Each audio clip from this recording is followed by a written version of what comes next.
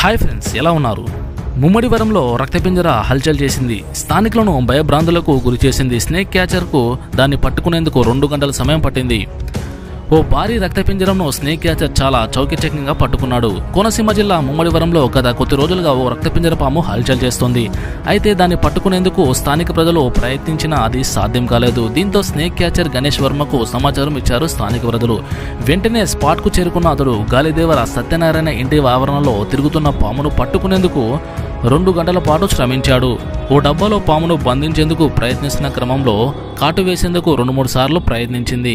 కానీ అతడు చౌకచక్యంగా తప్పించుకొని చివరకు పాముని డబ్బాలో బంధించి అటవీ ప్రాంతంలో వదిలేశాడు. అయితే రాత్రి సమయంలో కరెంటు లేకపోవడంతో ఇళ్లలోకి పాములు చేరి తీవ్ర భయాందోళనకు గురి చేస్తున్నాయని ఆవేదన వ్యక్తం చేశారు స్థానికులు.